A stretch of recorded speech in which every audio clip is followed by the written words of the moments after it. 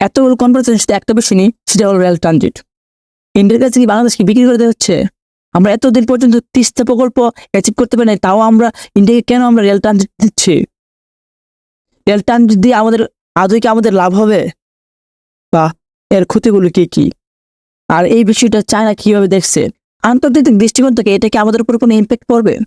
আজকের এই ভিডিওতে এই বিষয়গুলো নিয়ে আলোচনা হবে। চলুন শুরু করা যাক। আপনারা যদি ভারতের মানচিত্র একটু ভালো করে পর্যালোচনা করে দেখেন, তো ভারতের উত্তর পূর্ব অঞ্চলে যেটা আছে, যে রাজ্যটা আছে, এই রাজ্যটা ভারত থেকে একটু বিচ্ছিন্ন বিচ্ছিন্ন দেখা যাচ্ছে না? এটাই মূল কারণ। এই উত্তর পূর্ব অঞ্চলটাকে বলা হয় 7 স্টার। আমরা যদি ইন্ডিয়ার মানচিত্রটা ভালো করে লক্ষ্য করে দেখি, তাহলে ইন্ডিয়ার মানচিত্র দেখতে প্রায় একটা মরুর মতো দেখতে মনে হয়। ইন্ডিয়াকে উত্তর পূর্বাঞ্চলের সাথে যোগাযোগ করতে শুধু শিলিগুড়ি করিডোর দিয়ে, যেটাকে বলা হয় চিকেন স্ট্যাক বা মুরগির গাড়। এটা খুবই গুরুত্বপূর্ণ একটা জায়গা পলিটিক্যাল ভিউ থেকে। এখন যদি ওরা বাংলাদেশের ভিতর দিয়ে রেল ট্রানজিট নিতে পারে, ওদের যে যে সুবিধাগুলো হবে: এক, পশ্চিমবঙ্গ থেকে উত্তরবঙ্গে যেতে দূরত্ব কমে যাবে কমপক্ষে 300 কিলোমিটার। 2, ওদের জ্বালানি এবং সময় বাঁচবে। 3, উত্তর পূর্বাঞ্চলকে আরো ভালোভাবে কন্ট্রোল করতে পারবে। এখন আসেন, উত্তর পূর্বাঞ্চলকে ভালোভাবে কন্ট্রোল করতে পারবে এই বিষয়টা আমি কি বুঝতে চেয়েছি। উত্তর পূর্বাঞ্চল মানে 7 সিস্টার, এই জায়গাটায় অনেক বিদ্রোহী আন্দোলন হওয়ার ইতিহাস আছে। এই যে এটা দেখতে অনেকটা ইন্ডিয়া থেকে বিচ্ছিন্ন টাইপের, তাই ইন্ডিয়ান সরকার এই জায়গায় নিয়ে দুশ্চিন্তা সবসময় থাকেই। আর এই কারণে এই জায়গার মধ্যে অনেক আগে সামরিক বাহিনী পাঠানো হয়েছে, যাদের সাথে লোকাল মানুষ অনেকবার সংঘর্ষ হয়েছে। এখন আসা যাক, আমরা যদি ইন্ডিয়াকে রেল ট্রানজিট নিতে দেই আমাদের বাংলাদেশের উপর দিয়ে, তাহলে আমাদের কি কি সমস্যা হতে পারে? এক, আমরা সবসময় আতঙ্কে থাকতে হবে, কারণ আমরা জানি না ওরা ট্রেন দিয়ে কি বহন করতেছে।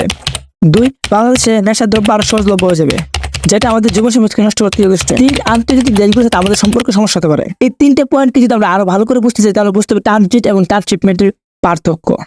ধরেন বাংলাদেশে একটি পণ্যবাহী ট্রাক ইন্ডিয়াতে ঢুকলো, দেন বাংলাদেশের ট্রাকে মালামাল আনলোড করে ইন্ডিয়ান ট্রাকে লোড দিয়ে ইন্ডিয়ান মাটির উপর দিয়ে ইন্ডিয়ান ট্রাককে নিয়ে যেতে হবে। বাংলাদেশি ট্রাক সরাসরি ইন্ডিয়া ঢুকতে পারবে না, আর এই বিষয়টিকে বলা হয় ট্রান্সশিপমেন্ট। সেম প্রসিডিউর ইন্ডিয়ার ক্ষেত্রেও। আর আপনি যদি ট্রানজিটের পারমিশন দিয়ে দেন, তাহলে এই লোড আনলোড গাড়ি পরিবর্তন করে এই ঝামেলা থাকলেন। আপনি একটা নির্দিষ্ট পরিমাণ ফি দিবেন, অন্য একটি দেশের যানবাহন আপনার দেশের উপরে সরাসরি চলতে পারবেন। এটাকে বলা হয় ট্রানজিট। এই সেম প্রসিডিউরটা ট্রেনের ক্ষেত্রে ব্যবহার করা হবে, যার মাধ্যমে নির্দিষ্ট একটা ফি দিয়ে বাংলাদেশের উপর দিয়ে ইন্ডিয়ান ট্রেনগুলো চলাচল করবে। এই জন্যই বলা যায় নেশা আরো সহজলভ্য হয়ে যাবে। এখন আসা যাক আন্তর্জাতিক দেশগুলোর সাথে আমাদের সম্পর্ক কিভাবে সমস্যা হতে পারে। প্রথমত চীন। আপনারা সবাই জানেন ভারত আর চীনের মধ্যে অরুণাচল প্রদেশ নিয়ে সীমান্ত বিরোধ লেগেই থাকে। ধরুন আপনি ঘুমতে উঠে শুনেন ইন্ডিয়ার চীন যুদ্ধ লেগে গেল, এবং ইন্ডিয়া পূর্বাঞ্চলকে সেভ করার জন্য সৈন্য সামগ্রী এবং অস্ত্র ওরা পাঠানোর চেষ্টা করবে। আর ওরাও শিলিগুড়ি দিয়ে পাঠাতে পারবে না, কারণ চায়নার সীমান্তের নিকটে শিলিগুড়ি। আর ওরা চেষ্টা করে বাংলাদেশ ট্রানজিট ইউজ করার জন্য। আর ঠিক ওই সময়দের জন্য হুমকি থাকবে এই রেল ট্রানজিট চুক্তি।